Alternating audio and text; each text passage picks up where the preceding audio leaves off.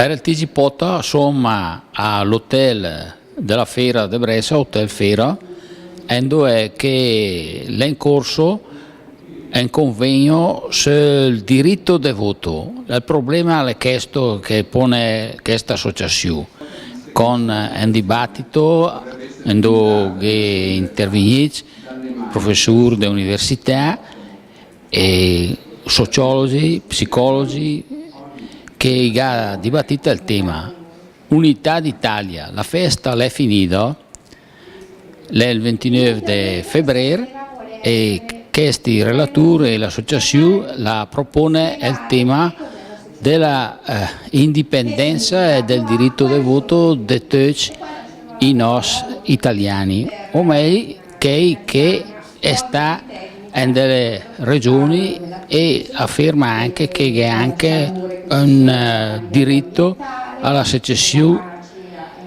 e mia proprio della Lega, ha delle idee vicine a quelle della Lega, ma è mia proprio stessa. E il dibattito è partito dalla constatazione della crisi che è in che la mettete in discussione tanti valori e loro pensa che ormai tutti parla di federalismo, ma forse questa è diventata un po' una parola eudo e allora bisogna andare più avanti, ridare a tutti il diritto di esprimersi ed esprimersi quel che sa quel che sapes e anche mettendo magari in discussione un po' l'unità d'Italia, perché lui sostiene che c'è troppo squilibri dentro il nostro paese. E adesso ascoltiamo giù dei relatori che spiegherà un po' più in profondità, un po' meglio, che questa associazione è il professor Carlo Lottieri, che fa una relazione e che ha anche coordinato questo convegno.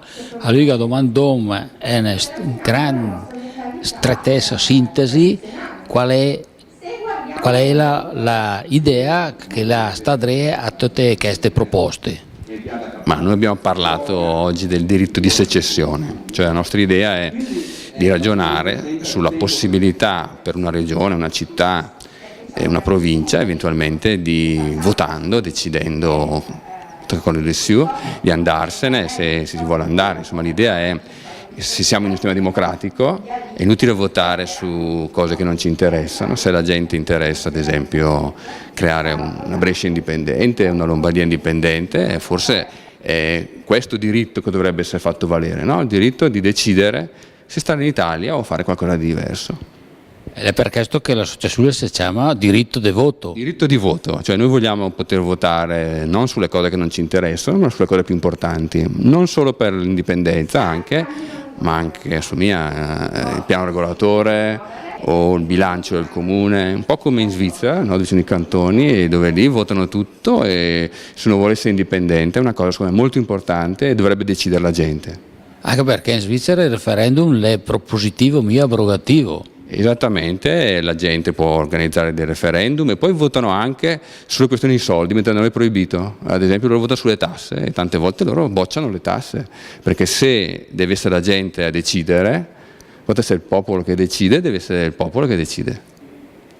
E con questa intervista da Brescia per il TG Pota, con parlato del convegno Unità d'Italia. La festa è finita, si rema all'hotel Fiera e per il TG Pota le tutte.